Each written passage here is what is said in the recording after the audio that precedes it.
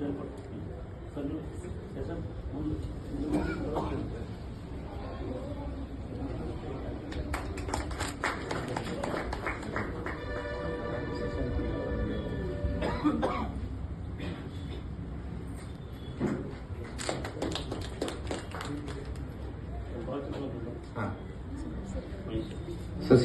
ನೀರೆರೆಯುವ ಮೂಲಕ ಉದ್ಘಾಟನಾ ಕಾರ್ಯಕ್ರಮವನ್ನು ನೆರವೇರಿಸಿಕೊಟ್ಟ ಎಲ್ಲ ಮಹನೀಯರಿಗೆ ಕೃತಜ್ಞತೆಗಳು.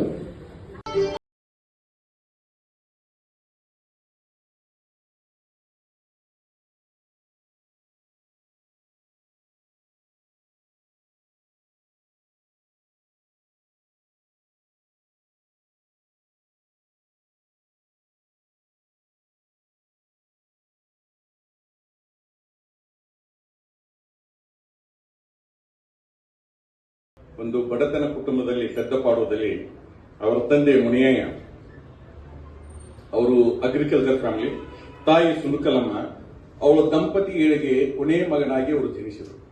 ಅವರು ಜನಿಸಿ 3 ದಿನದಲ್ಲಿ ಅವ್ರ ತಂದೆ ತೀರ್ಕೊಂಡ್ರು. ಸೊ ನಿಮ್ಮ ಹಳ್ಳಿಯಲ್ಲಿ ಗೊತ್ತದೆ, ತಂದೆ ತೀರ್ಕೊಂಡ ನಂತರ ಮಗನ ಏನಪ್ಪಾ ಅಂತಂದ್ರೆ ಈ ಮಗು ಹುಟ್ಟಿರೋ ಕಾರಣಕ್ಕಾಗಿ ತಂದೆ ತೀರ್ಕೊಂಡಿದ್ದಾನಂತ ತಿಳ್ಕೊಳ್ತಾರೆ. ಆಮೇಲೆ ಮನೆಯಲ್ಲಿ ನೋಡ್ಕೊಳ್ಳೋರು ಯಾರು ಇಲ್ಲ. ಹಿರಿಯಣ್ಣ, ಆತನಿಗೆ ವಯಸ್ಸು ಅವಾಗ 15 ವಯಸ್ಸು.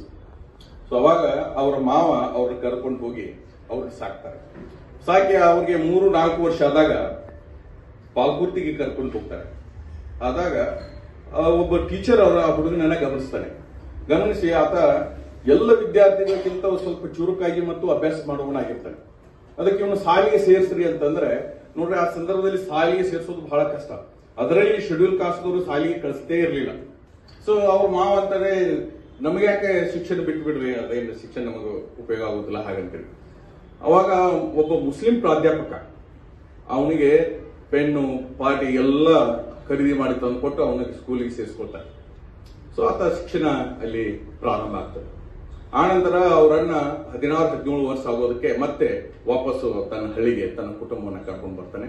ಸೊ ಸ್ವತಂತ್ರವಾಗಿ ಆತ ಜೀವನ ನಡೆಸ್ತಾನೆ. ಅವನು ಸಾಲಿಗೆ ಅವರ ಹಿರಿಯನ್ನ ಹಾಕಿರುವ ಕಾರಣಕ್ಕಾಗಿಯೇ ಆ ಮಗು ಮುಂದೆ ಇತಿಹಾಸವನ್ನು ಸೃಷ್ಟಿಸ್ತದೆ.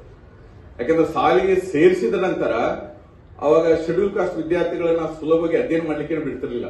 ನೀವು ಜಾತಿ ವ್ಯವಸ್ಥೆ ನಿಮ್ಗೆ ಗೊತ್ತಿದೆ.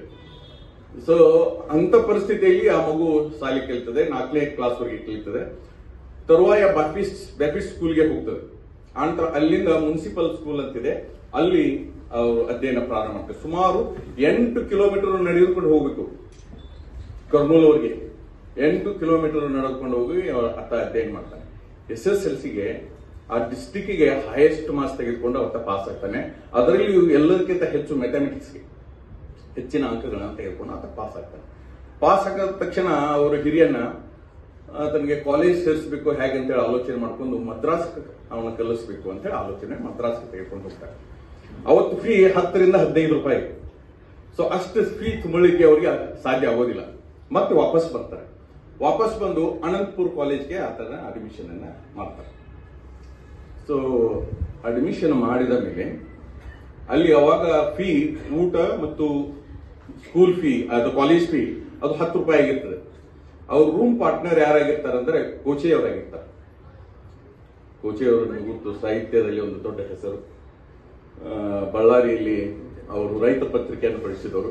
ಇವತ್ತು ಬಳ್ಳಾರಿ ಕರ್ನಾಟಕದಲ್ಲಿ ಇರುವುದಕ್ಕೆ ಬಹುದೊಡ್ಡ ಕೊಡುಗೆ ಅವ್ರದ್ದಿದೆ. ಮುಂದೆ ಅವರು ನ್ಯಾಯಾಧೀಶರಾಗ್ತಾರೆ. ಅದು ಗೆಳತನ ಅವ್ರದ್ದು ಎಂತಂತಂದ್ರೆ, ಒಂದ್ಸಲ AICC ಪ್ರೆಸಿಡೆಂಟ್ ಆದಾಗ ಬಳ್ಳಾರಿಗೆ ಬಂದಿರ್ತಾರೆ ದಾಮೋದರನ್ ಸಂಜೀವಿ ಅವರು. ಸೊ ಅವರನ್ನ ನೋಡ್ಲಿಕ್ಕೆ ಅಂತ ಹೇಳಿ ಕೋಚಿಯವರು ಹೋಗ್ತಾರೆ. ಇದನ್ನ ಯಾಕೆ ಹೇಳ್ತಾ ಇದ್ದೇನೆ ಅಂದ್ರೆ, ಇಲ್ಲೇ ಸರ್ಕೇಟ್ ಹೌಸ್ದಲ್ಲಿ ನಾನು ಕೋಚಿಯವರನ್ನ ಭೇಟಿ ಆಗ್ಲಿಕ್ಕೆ ನಾವು ಹೋಗಿದ್ದೆ. ಹೋದಾಗ ನಮ್ಮ ಸ್ನೇಹಿತ ಒಬ್ಬ ಮಿನಿಸ್ಟರ್ ಆಗಿದ್ದ, ಅವ್ರ ಹೆಸರು ಹೇಳ್ತಾ ಇಲ್ಲ. ಸೊ ಆ ಮಿನಿಸ್ಟರ್ನ ನಾನು ಏನು ವಿಶ್ ಮಾಡಲೇ ನಾನು ಸುಮ್ಮನೆ ಬರ್ತಾ ಇದ್ದೆ. ಅವ್ರು ಎದುರಿಗೆ ಬಂದ್ರು ಅನ್ನೋ ಕರ್ಕಾಗಿ ನಾನು ಅವ್ರನ್ನ ವಿಶ್ ಮಾಡಿದೆ. ಅವರು ಗಮನಿಸ್ತಾ ಇದ್ರು ಕೋಚಿಯವರು. ಅವ್ರು ಯಾರು ಅಂತ ಕೇಳಿದ್ರು. ಸರ್ ಹಿಂಗೆ ಮಿನಿಸ್ಟರ್ ಆಗಿದ್ದಾರೆ, ಮತ್ತೆ ನಮ್ಮ ಹಾಸ್ಟೆಲ್ನಲ್ಲಿ ಇದ್ದರು. ಅವ್ರು ಹೋಗಿ ಮಾತಾಡ್ಸಬಾರ್ದೇನೇನು ಅಂತ. ಸೊ ಅವ್ರು ಮಾತಾಡಿಸೋ ಸ್ಥಿತಿಯಲ್ಲಿ ಇಲ್ಲ ಸರ್ ಅಂತ. ಮಿನಿಸ್ಟರ್ ಆಗಿದ್ದಾರೆ, ಹೇಗೆ ಮಾತಾಡ್ಸೋದು? ಮಿನಿಸ್ಟರ್ ಅದಕ್ಕೆ ಹೇಗಿರ್ತಾರೆ ಸ್ನೇಹಿತರು ಗೊತ್ತಲ್ಲ. ಸೊ ಅಂದ್ಕೊಳ್ಳಿ ಅವಾಗ ಅವರೊಂದು ಮಾತು ಹೇಳಿದ್ರು. ನನ್ನ ಸ್ನೇಹಿತ ಸಂಜೀವಿ ಅವ್ರನ್ನ ನಾನು ಭೇಟಿಯಾಗ್ಲಿಕ್ಕೆ ಹೋಗಿದ್ದೆ. 1000 ಜನರು ಇದ್ದಾಗ ಅಷ್ಟೆಲ್ಲ ಜನರು ಬಿಟ್ಟು ನನ್ನ ನೋಡಿ ಓಡ್ಕೋತ ಬಂದು ಅವ್ರನ್ನ ಅಪ್ಕೊಂಡ್ರು.